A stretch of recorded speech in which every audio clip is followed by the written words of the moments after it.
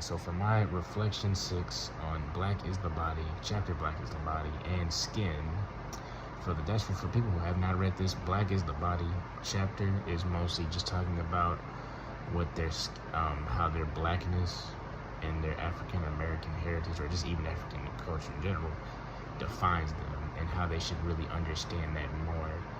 And the Skin talks about how they should defend that more, and a little bit explains more on the history of it, on what it represents, what it gives out, what you should uphold, what you should understand about it, for that matter. And most of these events definitely occur around the house, outside, in public places, and they're definitely dealing with like racial events in this chapter as well, especially with how not only how the narrator tells it, but how their reactions and their emotions are affected through this. So to interpret why the story is told in this way, to understand how some people will look down on your certain color, or some people will obviously just go right through your head or try to pierce your skin through it for stuff like that. Like, in one of the chapters, well, later in Skins, one of the kids said, "I would never date a woman your color." Like, somebody saying that to you would really just cut a little deep in there, you know?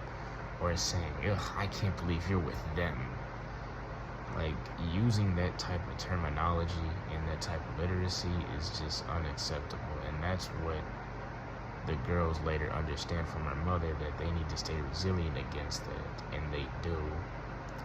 Because talk like that will cut you deep.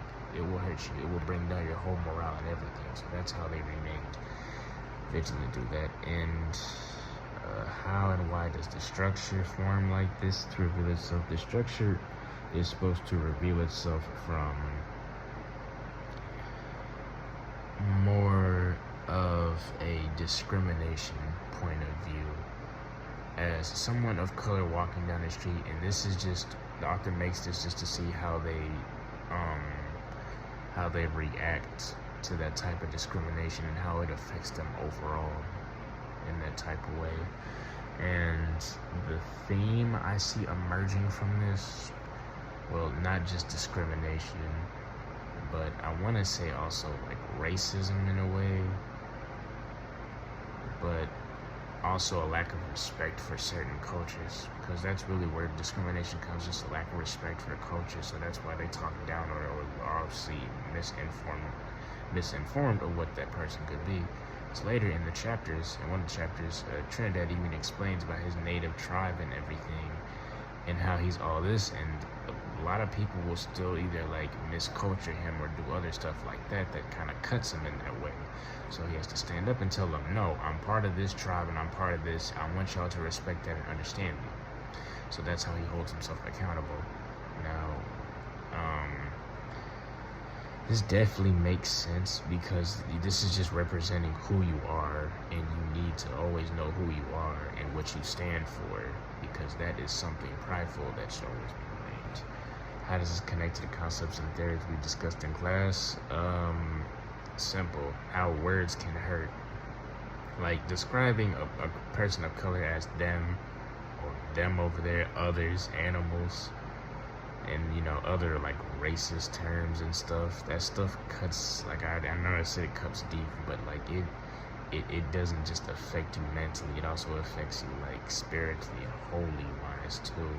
So words cut very deep within these two chapters, or really just the meaning parts of what they mean to it, is what it seems like. The storytelling definitely teaches you how to deal with discrimination, whether regardless of what color you are. You need to learn how to tackle discrimination in a very professional manner, and also in a way that that toughens you. It doesn't make you weak. Because just like their mother in the story, she's very tough, even though she's dealt with this for so many years. She's trying to teach her daughters how to stay resilient, just like her, against these types of forces. this definitely connects to larger social issues that have happened, not even just recently, but also way back in the past with like segregation, upcoming black leaders oftenly being called, hated, some of them sent to be killed, some of them sent to be attacked, and how they stood on themselves, like Malcolm X, Martin Luther King Jr., Webb Dubai, all those great black leaders that have dealt with so much discrimination and always stood proud for them. That is definitely something you should uphold and look over.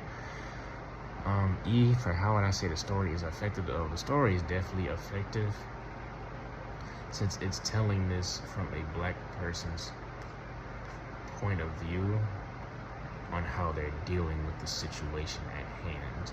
Of course, obviously, they're being called a lot of things, but they're making sure they remain vigilant, and not only just move on, but able to just counteract with what they say and not just let themselves get hit back and forth with the words. And I've definitely dealt with this same discrimination in my life as well, but I've also developed tough skin to not let it pierce me so deep. The only time I ever let it hurt me was when I was 12 and I got called the hard R. And then after that, I learned how to retain myself too. As much as I wanted to lash out, I learned how to calm myself with it. Thank you.